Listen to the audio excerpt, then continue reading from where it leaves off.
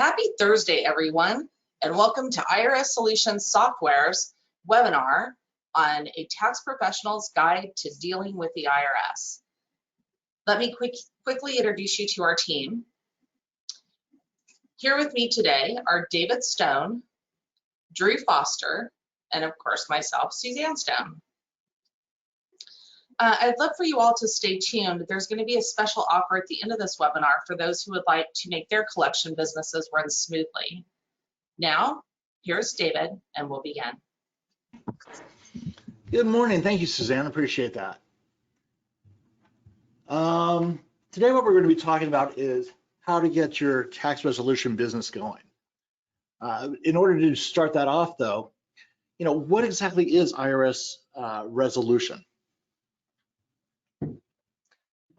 When you're dealing with the IRS, when your clients are, when you're dealing with the IRS and trying to get them to work with your clients so that they can either A, if they're in the middle of an audit, or if they have a balance due or something like that, the IRS is willing to work with your clients. If you are proactive and things like that, the IRS does have a lot of power, and they are able to A, collect the money very quickly, or B, they are willing to work with your clients if they're not tax protesters or anything like that. If your client's willing to cooperate, then the IRS will cooperate back with them. Resolutions can vary from either A, doing a simple installment agreement, getting the IRS a full payment in a quick time, offering compromise, getting your client into a currently not collectible situation, which means that the client will be paying nothing at this time. Or you could be helping your client do some even deeper things, like maybe they want to sell their house and they have a lien on it. There's ways that we can work with the IRS to allow you to do that, or if the client wants to refinance their house and they have a lien on it. There's a lot of things that the IRS is willing to do. But when it comes down to the accountant's job for resolution, there's just so much we can do. It's down to, I think, 8 things at this point. However, the IRS has a lot of power, and they could be doing a lot of things too. They could seize the person's bank account. They could take their house and cars and sell them for them. They can levy their wages, file a lien on you, on the client, so that they can no longer purchase things that will affect their stellar credit and things like that. So what we're talking about is trying to help those people out so that they are able to live their lives and sleep at night. Right now, the country is going through some very tough economic times. It's estimated right now that 25% of all American households are behind on one or more of their bills. That's 1/4 of all households. That's insane. And when you are one of those people that are out of a job or something right now and not able to pay your taxes or able to pay your bills, you've got to make a decision on what bills you would pay. And I can tell you right now, it would be easy for me to decide. The electric company is going to turn me off in 2 weeks, but it's going to take the IRS 2 or 3 years to come knocking on my door. Therefore, it would be my most important thing to get this taken care of, pay my electric bill, pay my rent, and the IRS is something I would put off. So what we will be seeing in the future here is a lot of people that have not paid their taxes. Another thing that the IRS has allowed this year is that employers are able to not pay the employer's share of the Social Security and Medicare. These are things that are going to be biting the clients in the future too, because they have to pay, if I didn't pay $100,000 worth of my Social Security this year, I'd have to pay back $50,000 in 2021 and the other $50,000 in 2022. You've got to imagine that a lot of employers may not have that money when it comes down to doing it. So there's going to be a lot of work out there in this business in the very near future. And if you don't help your clients, they're going to be going to somebody that needs more help, and they will be getting it from somebody that maybe they say on late night TV or something that's a degree. So you want to be sure to be there and help your clients at all times possible.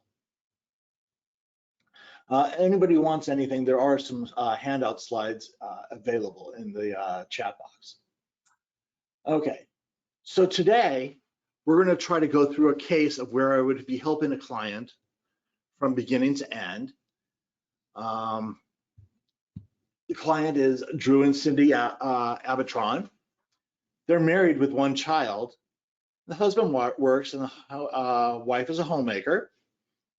And we're going to see exactly what we can do with this client to help them deal with the IRS. Whenever you meet with a client at any time, you want to make sure that you're always a good fit. Make sure that you can meet their expectations. So let's start off and see what we could do for Drew and Cindy. I did have an appointment scheduled for today with Drew, and he's going to come on into the office and we're going to discuss this. So actually, there he is. Hey, Drew. Hey, Dave, how are you doing? Good, how have you been, man? Oh, I'm doing okay. So I see here that you called the office because you're having some kind of situation.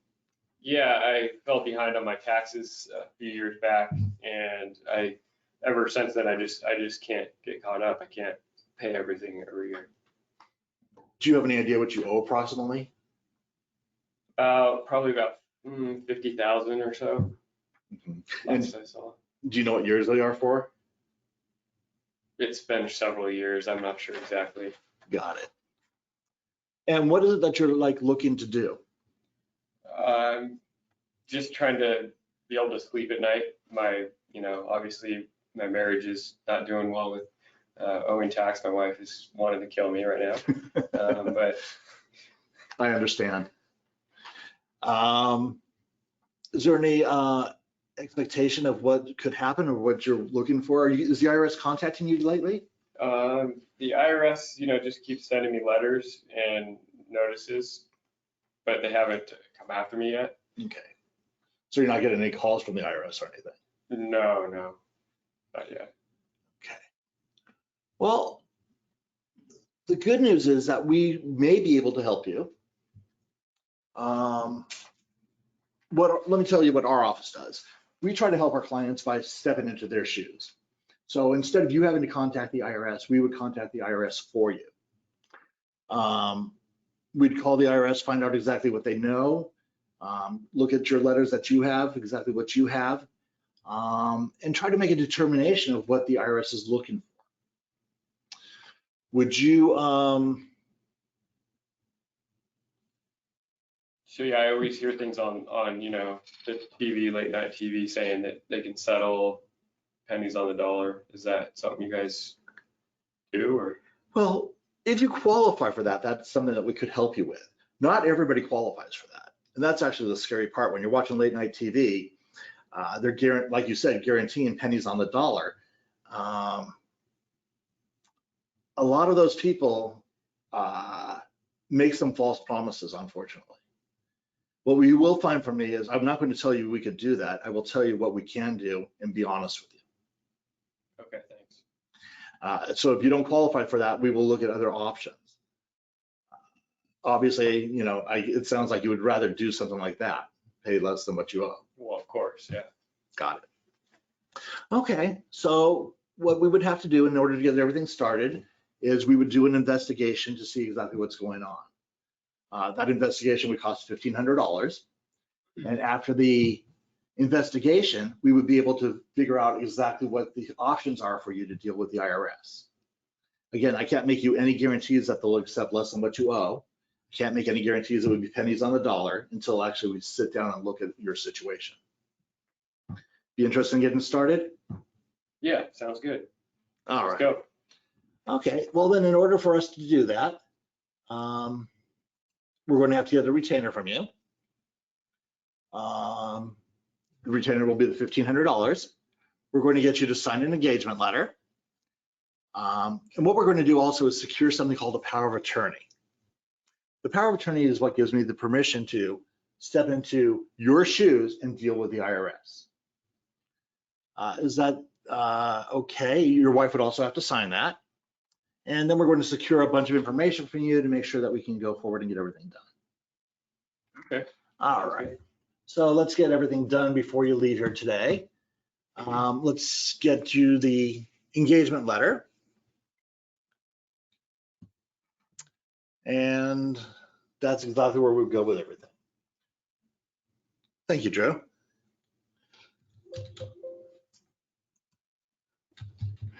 So what we would want to do right this time is we would never ever want to work a case without having an engagement letter.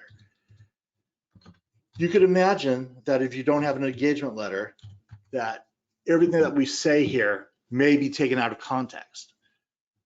Drew might have heard that we guarantee him something. He might have heard that we're going to do the offer and compromise for $1,500. So you want to make sure you get everything in writing. So the first thing I always do, like I said, is get an engagement letter. And whether you're using whatever software you're using, however you're dealing with your clients, you want to make sure you get one ready for them. So I have a template right here that hopefully everybody will have a template in the future. With our software, if you did it this way, you would have your own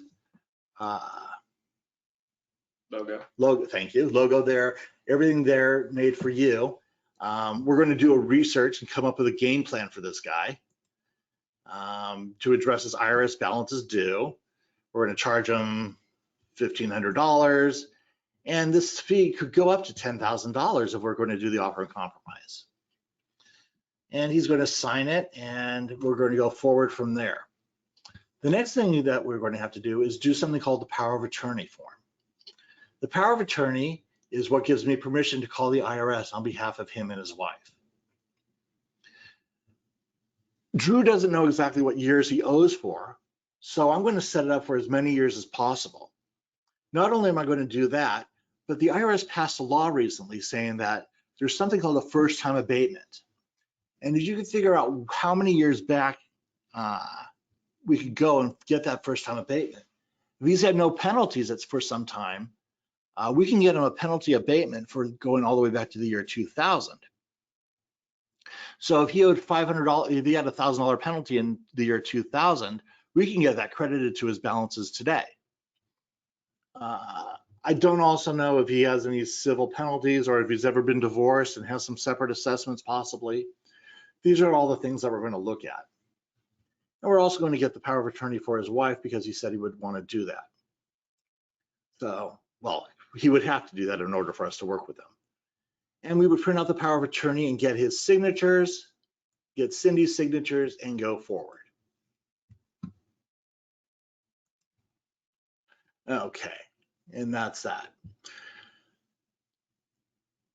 If you are not if you are not an enrolled agent or a CPA or attorney or something to that degree, unlicensed, we do have the ability here for them to also secure information, tax information via the form 8821. Or if you are an accountant or a CPA or licensed in some way, you can also use the 8821 just to secure information. In order to deal with the IRS, you have to have the 2848 as a CPA. But if you're just using the 8821, anybody has permission to deal with the IRS on a taxpayer's behalf. I would just have to have Drew in the room with me in order to do that, or Drew on the phone with me in order to do that. And again, the 8821 is just a simple form that says I have permission to call the IRS on their behalf, get the tax information, fill out the defaults, and fax this over to the IRS. Once the IRS has this, I can secure the information that they have. I can either do that via e-services, going into the IRS e-service program, or I could do it via calling the practitioner hotline. Fax this information over to the practitioner hotline. They will upload all the transcripts to my secure mailbox, and we would go from there. So once you log on, you could get into your e-service mailbox and all the transcripts would immediately download.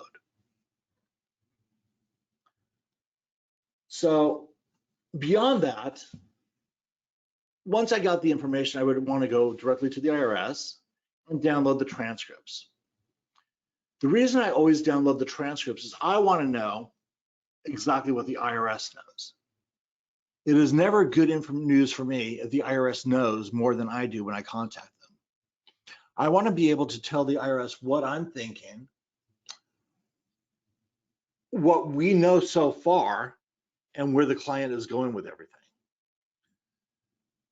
As you could tell, when he was sitting in my office, he might have said, yes, I owe money for 2010, 11, and 12. I don't know what else I owe for.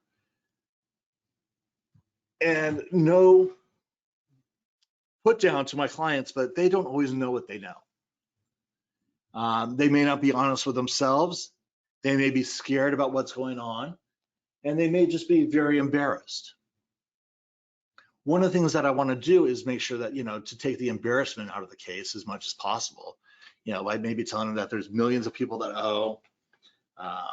The IRS has, what is it, $415 billion outstanding right this second. So his $50,000 is really a drop in the bucket. So what I would do is, I'd go to the IRS, I'd go to their e-services program, download the transcripts, and come up with exactly what is owed. In this case, I've already done this, so everything's live here. I'm not going to show the transcripts because they're real transcripts, of course. For 2012, he has nothing due. 2013, 14, 15, 16, there's a balance due. And all his returns have been filed, so that's really good news. His total balance that he owes is $52,000. So that's something we could deal with. And the other information is the IRS has only 10 years to collect the money that is assessed against you. That 10 years is, there's always some exceptions to that extend it, such as, this one here has money due for 2014, and the last date that the IRS has to collect it is 2027. So why is it 2027? Well, let's see here. He filed the return, 7/27/15, but there was a penalty, an accuracy related penalty, and an audit done at this point. The audit done pushes that out to February of 17. But as you can see, this is actually 30 days later. And that's because he was in an installment agreement at some point. And when he got out of the installment agreement, the IRS canceled the installment agreement on him. So that extends the amount of time by 30 days, giving it out to 2027. So the IRS actually has till 2027 to collect this money. So in order to help Drew sleep at night, we're either going to have to figure out A, how to get him into an uncollectible status, how to keep the IRS at bay so they don't come after him some way or another, or make an agreement with him so that he's paying on a monthly basis and the IRS won't take away his passport or his take away his bank accounts or anything to that degree. So we know what he owes, and we're going to send Drew over. So we have to get the information to see what we can do for this client. So from the client, we're going to need to get his financial information to make determinations of what we can do for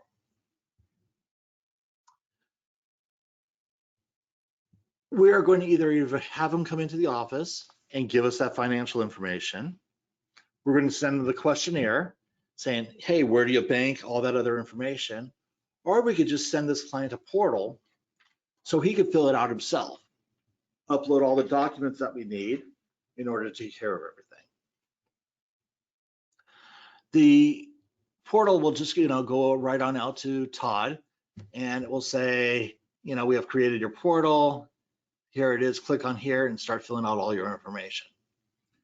And that's going to have the client, just take care of everything in that direction. So let's say Todd got his portal, he filled everything out and he uploaded all his documents, 3 months of bank statements I want to see, his last pay stubs, information on his mortgage, his insurance, stuff like that, and we'll be in good shape. So I'm going to come in here and start making some determinations of what we can do for Todd, or for Drew.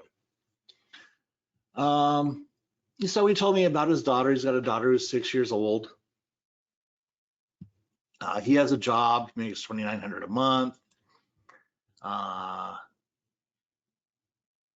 If he was a teacher, he might be exempt from Social Security and Medicare, but in this case, he needs a bean counter, so he doesn't have that exception. The wife is not working. You know, the IRS has all these questions that they're going to ask in order for them to make a determination. And I want to make sure I make that same determination. I want to know exactly what Drew's able to do with the IRS, as opposed to the IRS saying, you forgot something, David. You know, there's certain rules that the IRS has when filling out the installment agreement request or the offer and compromise. One of the things is that even though he has $18,000 in the bank account, his monthly living expenses is $12,000. So the IRS allows you to keep 1 month's worth of living expenses in your bank account when they're trying to make a determination. So they'll deduct the $12,000 for monthly living expenses and make it so that he has only $5,000 to value that. And they're going to go through all his other assets that he has. Does he have any real estate? Yes, he has a house. He has a single family residence held as community property. $70,000 in the equity. Quick sale value, there's only 16 grand. So we know what we're working with. He also has 2 cars and other things to that degree. He's not self-employed, but we are going to have to look at his income and expenses. When I look at Drew's income and expenses of what he sent me, you know, he's got a mortgage payment of $1,900. He has 3 people in his household, and he lives in the county of Los Angeles. So in the county of Los Angeles, you're allowed up to $2,890 as your housing and utilities expense to be used to pay every month. Anything over that is over the average of the United States or over the average of Los Angeles, and the IRS is going to try to disallow that, unless you can explain to them why it would be more. For a family of three in the United States, they figure that you should be able to live on $1,433 for your food, clothing, entertainment expenses. Again, if it's got to be more, maybe you're on a special diet or something, we're going to have to explain to the IRS why this would be $1,500, $2,000. Drew has 2 cars, one without a car payment, and a second one where he's paying $1,000 a month. That $1,000 a month is a little excessive in the IRS's eyes. They only allow $521. So we're going to give him the $521 unless there's a reason that he has to have that Jaguar. I don't know. Is there a reason that you need to have a Jaguar and not just a Honda, Drew? Well, it doesn't have much equity to sell, so I can't really get rid of it.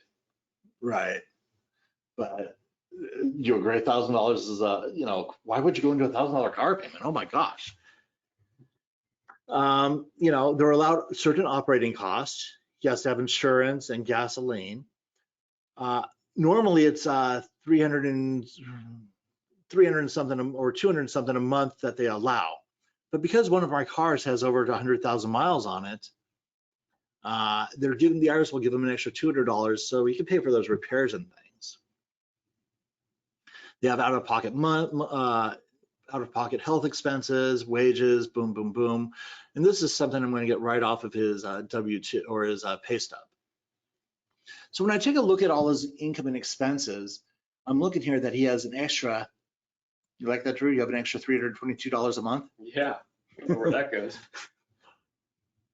Well, I do right there. It goes right there to that car payment. So he has the extra $322 a month. So we're going to take a look and say, hey, what are the things that you can do with the IRS? when it comes down to it, there's basically three things you could do with the IRS. We can look at either the installment agreement, where he has the ability to pay $322 a month. We could do an offer and compromise, except for this client now has the ability to full pay his taxes. And we're going to go into that in a second. And he probably is not going to qualify for currently not collectible, meaning that he would just not pay anything at the current time and just sit in a holding tank until he's able to start paying things. We take a look at some questions really quick before we move on. Yeah, let's do that. I'm sorry. Give me a Oh, second thank you, here. David. Yeah, I have a couple of questions out here, and one actually on the form that you were just looking at. Richard was asking, on the housing form, wouldn't the proposed amount need to be the actual amount? The proposed amount be the actual amount. Well, I'm trying to come up with a number for my clients, showing exactly what the IRS is willing to accept. I want to come talk to my client and say, Drew, the IRS is probably going to disallow the $1,000 car payment. So when they disallow that, we're going to be thinking, exactly where we're going to go. As far as housing and utilities, his mortgage payment is $1,900. His property taxes is another $300. His insurance is $200 a month, and his utilities is probably another $300 or $400 a month. So I could show the IRS very easily that we're going to come up with the $2,890.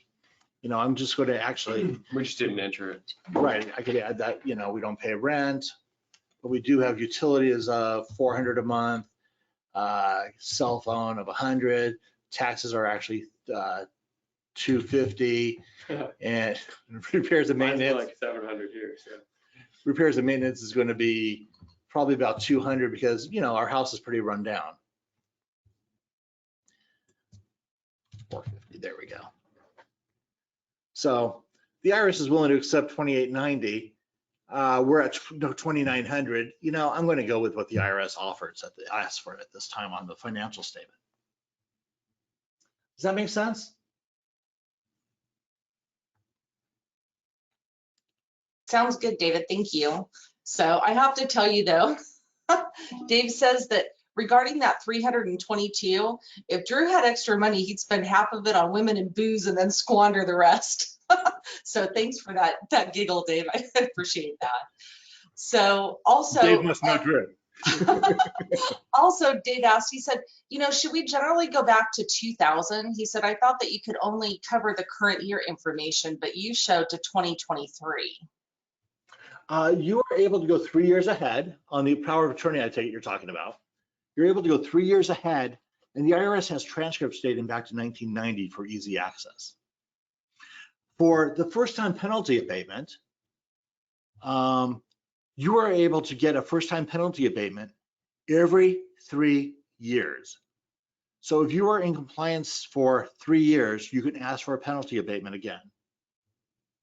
So let's say I had, let's go back here to the transcripts and the first-time abatement penalty. There we go. If Drew had nothing due here for 2007, so he had a penalty in 2007, nothing from 7 to 12. He can ask for a first-time penalty abatement for 2007. So he would have that $1,000 accredited towards this year, even though he's already full paid 2007. And then he can ask again for one in 2012. And maybe if he had a penalty in 2002 also, maybe he can ask for that penalty abatement. And maybe we're going to get, if you got the penalty abatement for 2012, that's $3,300 right here that he could get as abated and credited towards 2016. You never want to ask for them all at once, so you want to pick and choose the first one that's the largest and ask for it, because they won't do them all at once. They'll say it's only one time, but you can definitely try and request it for prior ones or future ones. because they only should be looking at the prior 3 years to make sure they're clean with no penalties or abatements.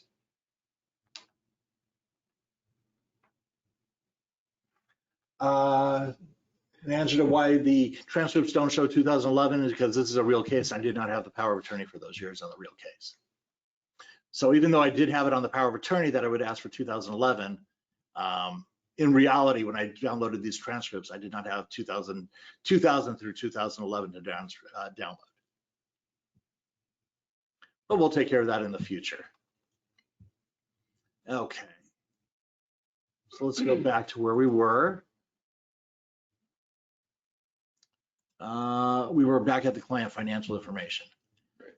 So we were talking about this here, and right here it says that the client does not have the ability to do an offer in compromise because he does have the ability to full pay his taxes. He has $52,000 due in total, so why doesn't he qualify? Let's check this out. The balance due is $52,000. He has the ability to pay $322 a month times 99 months, which is what's left on his CSET, the amount of time the IRS has to collect that money. 322 times 99 is $31,000. Plus his equity and assets, which, he had equity in his house and he had equity in his bank account, I think in this case. That gives him oh wow, look at how close that is. He has the ability to pay $52,730.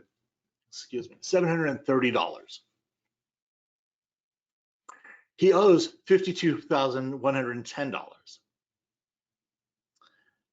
Over the lifetime, he would be able to pay this $52,730, or he'd be able to full pay this $52,000 here. So we're going to have to go back, and I'm going to go back to Drew and ask him, what is going on, Drew? Do you have the ability? Are we forgetting some expenses or something maybe? Are we off on what your house is worth? I think it looks all accurate to me. I mean, Yeah. so you have any ideas? Did you pay for your tax returns to get done? Yeah, All right. How much do you pay for your tax returns? about 500 a year. So about $42 a month? If we were to look at it over an average there? Okay, that helps. And I'm pretty sure that all these other numbers are pretty accurate up here, right? Yeah. Okay. So let's take a look here. That $42 a month, look at that, what you just did. You are now able to do an offer in compromise of $24,000. That's based on the fact that you have now only $280 to pay over 99 months. So now your offer in compromise is down to $48,000, or your ability to pay is only $48,000. You owe $52,000. You'd never be able to full pay them. Beautiful. Never gonna be able to pay him. So let's figure out exactly what else we have. We were looking at the equity in your house, and you were telling me you wrote down that the house was actually worth $270. I was looking on Zillow, and I see that your equity, your house is really only worth about $250, $260 tops. Yeah, but mine's pristine. Do you not think any of the others in the neighborhood are as pristine and other things like that? I guess not. So since Zillow said 260, are you okay with me switching up to 260? Okay. Because those are the numbers I'm going to actually send to the IRS. So once they get that information, they're going to come back again, and maybe that's going to actually lower the ability to pay more. Now you're only able to pay $16,000 to the IRS.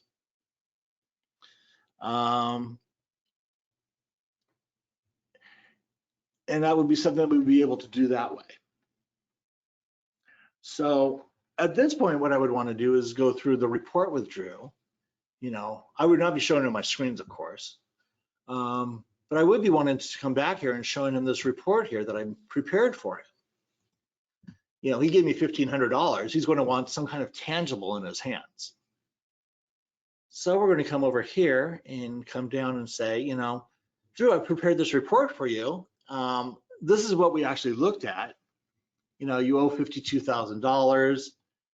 We're looking at different ways that you can handle it with the IRS. Maybe we can get you a way to full pay them. We looked at everything that was possible. You owe for 13, 14, 16, 52 grand. And this is the financial information that you gave us. You make $12,000 a month. Your expenses are $12,000 a month. You have an extra $280 remaining that the IRS would want on an installment agreement. We went through your income and assets. You actually have $18,000 in the bank.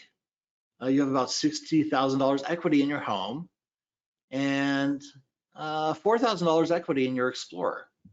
So your total assets are about 82 grand. So we took a look at what the IRS would want. You could do an installment agreement with them for $280 a month. The IRS does have the program called the Offer and Compromise. What an Offer and Compromise is where the IRS looks at everything that you have and says, what is the maximum amount we could collect from Drew? Are we going to be able to get this full paid? Probably not. So the IRS is going to make a smart business decision at this time and try to figure out what would be the best thing for them to do. Would they be better off holding out and trying to collect $200 a month and waiting for you to come into some big windfall? Or would they be better off just selling it for some amount less and being done with everything? And that's where we would go there. And you're not going to qualify for being uncollectible. We don't see any abatement penalties, things like that. And here's exactly what the IRS knows about you. Do you realize over the last 5 years, you've only made 5 payments to them totaling 16 grand? Wow. Yeah. So that, they want their 50 grand, but they may be willing to settle for something less. Is that something you'd be interested in? Yeah, absolutely. Probably get my dad to loan me some money. Okay. Well, there's a program called the Offer and Compromise. And what that is where we would go to the IRS and say, look, we owe you $50,000. There's no way in the world we'd ever be able to pay it. What do you say you take either $20,000 or $17,000 and we call it even? Would you be willing to come up with a $20,000 or $17,000? You think you could do something like that? There's a couple ways they would want the money. Yeah, when would I have to pay that by? Well, we can either do it a couple of ways. We could come up with, if we want to do the $16,000, you would have to come up with the 20% of it right now, about 4 grand, and send it in with the Offer and Compromise, along with some other fees, things like that. And then once the IRS accepts the offer, they're going to work it for about 6 months, maybe a year. Then they would want the balance of that, the other $12,000 in the end, 5 months after we shake hands with the IRS. Or they also have a program where you could just pay it monthly over a 24-month period. If we were to offer $20,000, they'd want about $800 a month for the next 24 months. We would start paying them $800 a day and continue to pay that until we either get the Offer and Compromise accepted or rejected. Okay. Again, this is something that we could do for you, is do this Offer and Compromise or set up the installment agreement, whichever way you would want to go. Do you know what you'd be interested in? Yeah, I'd want to do an offer so I can pay less. Got it. Well, the Offer and Compromise is a lot of work for both you and I. Okay. Like I said, what we would do is we would be stepping in your shoes and dealing with the IRS for you. You'd either want to do you think you'd be interested in the 16,000 or the 19,000? The 16. Okay. So like I said, we'd come up with 4,000 down.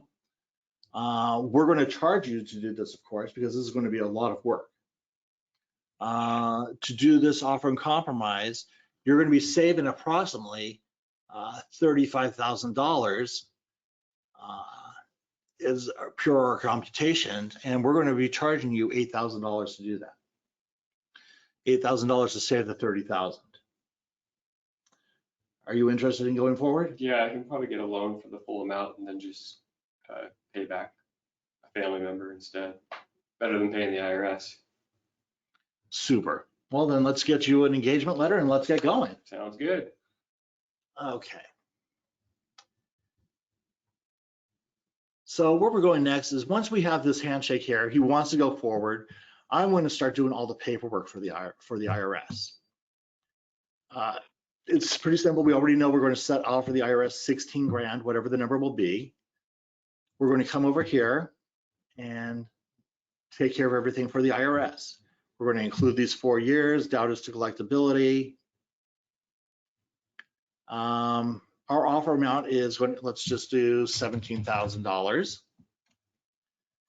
He's going to put $3,400 down for the down payment, 20%. And if the offer is rejected, he wants his money back so he can give it back to his mom. And 5 months after we shake hands, he's going to come up with the other, what are we? $3,400 deposit, $10,200, 20% initial payment, or come up with the balance due there and to pay it off at that time. Source of funds is going to be mommy. And we're going to make sure that he has everything in compliance. He's filed all his tax returns for the last year. All the required tax returns are done. He's not going to be filing bankruptcy anytime soon. He's not in bankruptcy now. He's current with all estimated payments, all withholding, things to that degree. And it's as simple as doing what we're doing here and having the money applied to always the newest year. We don't want to do it to the oldest year. He owes for 16 because remember that CSED is going to run out at some point. So if they reject the offer and we don't want the money back, we want that money applied to the newest year. Stop the penalties that way. Simply print out the forms, attach everything to this, and we would send it off to the IRS and make them happy. What this will do once the IRS receives the offer and compromise is, one, it will stop any collection actions towards the client. However, number two, which is very important, it will also suspend the CSED from tolling. So this 2027 date that we have here will stop, and the offer and compromise will make it toll even longer. So we want to make sure that the IRS, the client knows that this, even though, sometimes this will be very close, and we do not want to do that. I have clients that have a 2021 date. To do an offer and compromise on him would be silly because the amount that the IRS is going to actually collect is very minimal. We would just want to either get him into a small installment agreement very shortly, or try to get him, just keep the IRS at bay some way. If the IRS is not taking enforcement actions, we don't even want to go anywhere near that. But one of the things we didn't talk about here is maybe Drew also qualifies for a bankruptcy. These taxes may be dischargeable in bankruptcy in 2017, 18, 19, and 21. So if Drew waited till April of 2021, he might be able to get all these taxes dischargeable.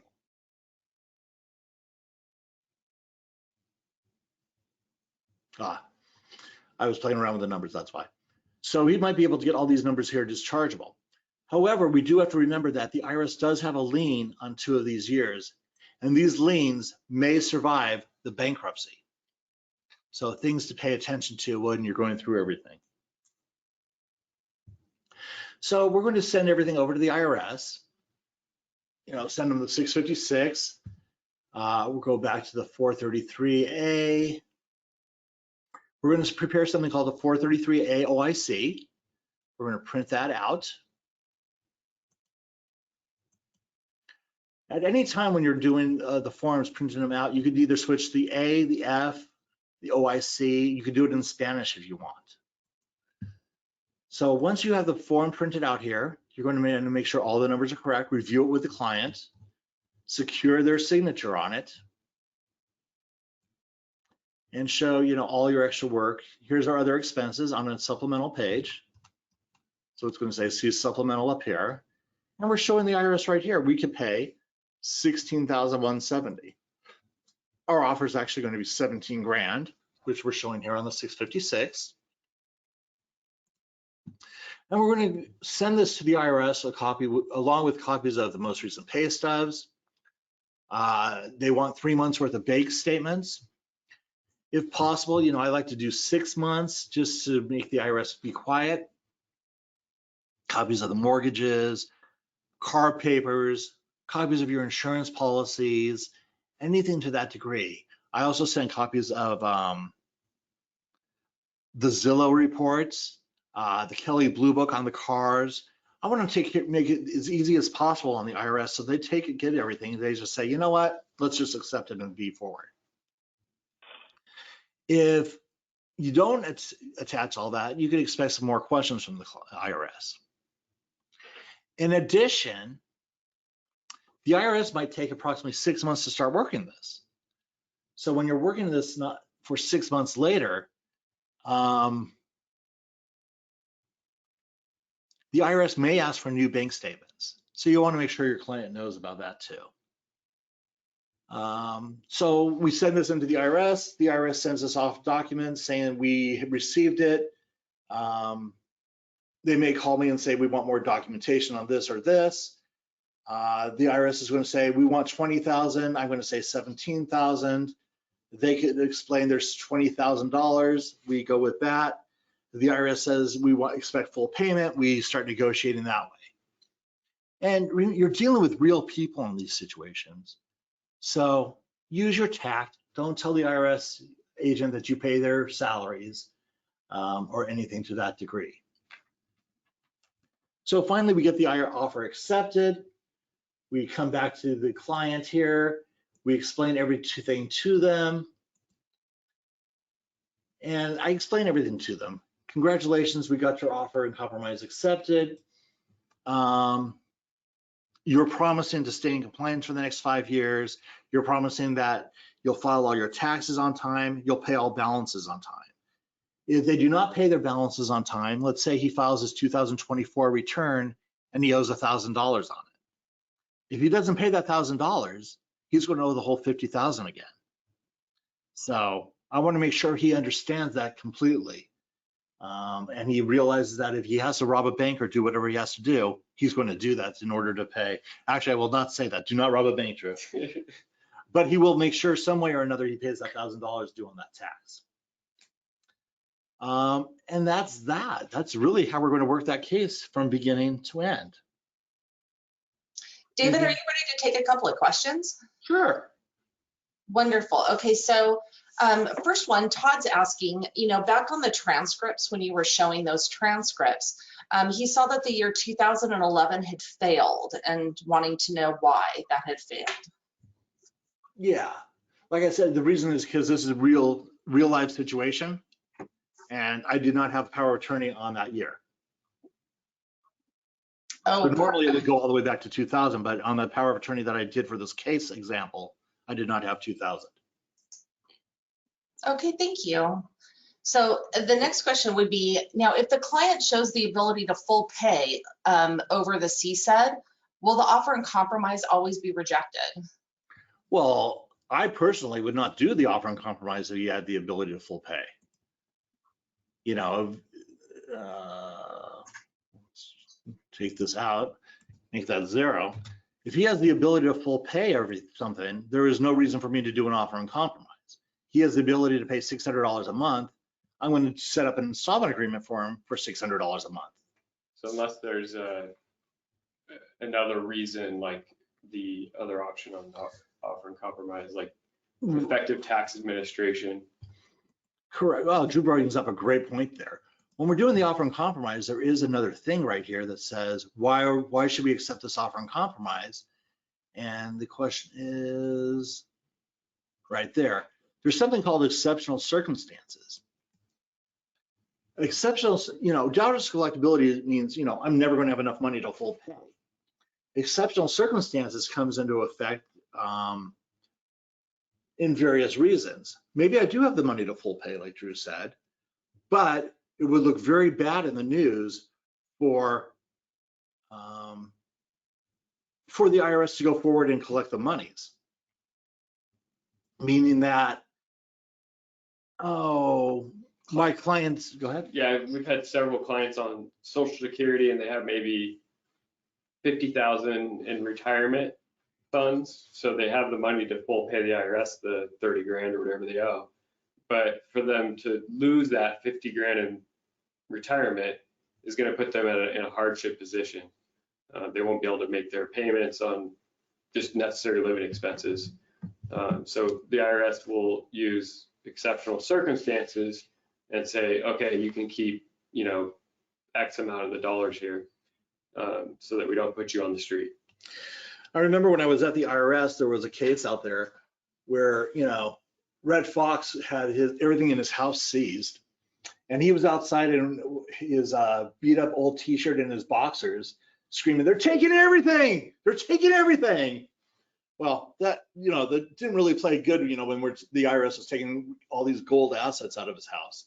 However, if I had a client, that was on Social Security at this point and had $100,000 equity in his house, I would have that client out there with the newscaster saying they're taking everything. If he was just a normal Joe guy, that they're seizing my house, I would have him out there in his underwear saying, they're taking everything. And it would not play good for public display. So the IRS is also very aware of things like that. It may not work for Red Fox, but it will work for your normal clients. Thank you. So another question I have is from Warren, and he says, what's the difference in the lump sum amount and the total offer amount? The lump sum amount is where we take the present value of, or we look at it over, you would be paying this over a full payment with us within 5 months of acceptance. So we look at this over a 1-year period. We only take the equity or the remaining monthly income and times it by 12. For paying it over a 24-month period, we times this by 24 to give you the 37,000. That's, it's going to be 24 months of your RMI compared to only 12 months of your RMI.